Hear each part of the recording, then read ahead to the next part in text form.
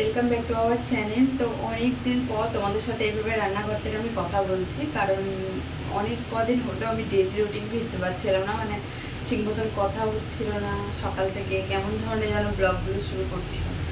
তো আজকে হচ্ছে গঙ্গা পুজো, আর তোমাদের কালকে বলেছিলাম যে আজকে আমাদের পালন আছে, গঙ্গা পুজোর পালন। তো কী পালন হয় সেটা তোমাদের সাথে শেয়ার করবো। আমার ভিডিও আগের থেকে যারা দেখে তারা জানবে যে আমাদের পালনটা কেমন, তাও আমি বলে দিচ্ছি। তো সকালবেলা দেখো ভাত বসিয়ে দিচ্ছি, আজকে রুটি বা লুচি যাচ্ছে কোনো খাবার আমাদের খেতে নেই, তো যার জন্য ভাত বসিয়েছি, মানে চাল সেদ্ধ বলে এটাকে। চাল না ধুয়ে দিতে হয়, কিন্তু আমি ধুয়েই দেবো, কারণ এখনকার চালে প্রচণ্ড পরিমাণে নোংরা আছে, তো যার জন্য আর কি।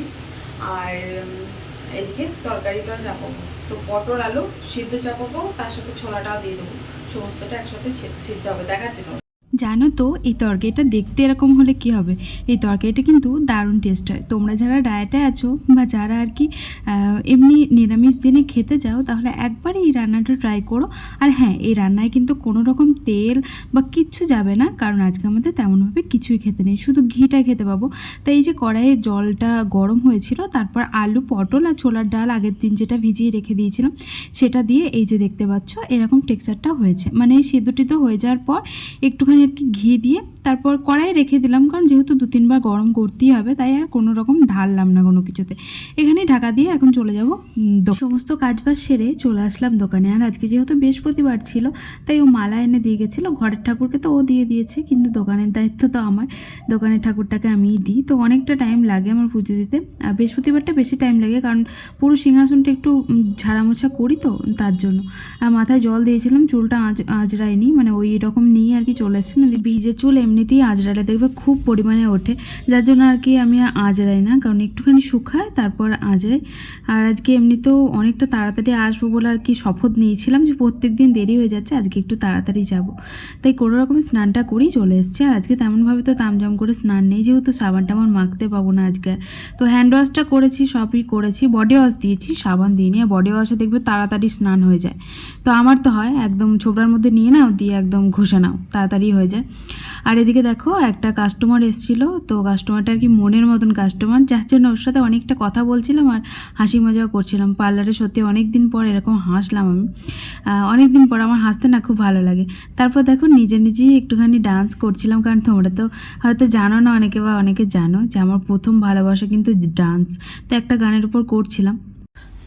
তো এই যে আমি চলে এসেছি বাড়ি, আর তোমাদেরকে আজকে দেখিয়েছিলাম যে আমাদের আজকে কী রান্না হয়েছে। তো সব সিদ্ধ সিদ্ধ, আর এখন খাবো, খিদে পেয়েছে প্রচণ্ড। আর কি বলতো, এই তরকারিটা না একবেলা ভালো লাগে, দুবেলা আবার ভালো লাগে না। যখন রাতে খাবো তো তখন আর ভালো লাগবে না, এই বেলাটা মানে ভালো লাগবে। আর তার সাথে হয়েছিল আজকে তো আমার ভাত বলতে নেই, চাল সিদ্ধ। আমার মায়ের বাড়িতে এরকম কোনো নিয়ম নেই, আমার শ্বশুর বাড়িতে মানে অনেক খুঁটিনাটি, অনেক কিছুরই নিয়ম প্রচুর পরিমাণে।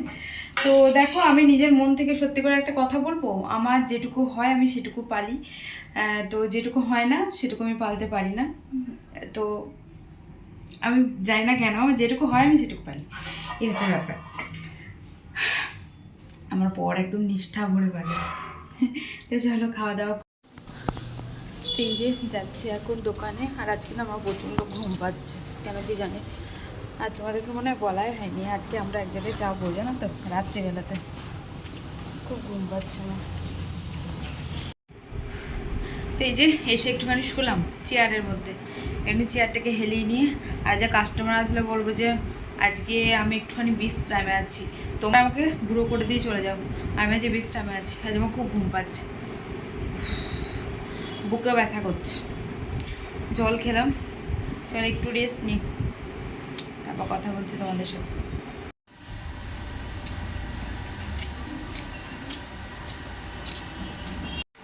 তো আজকেও বাড়ি চলে এসছে তাড়াতাড়ি, আর ওকে বললাম যে জলটা ভরে নিতে।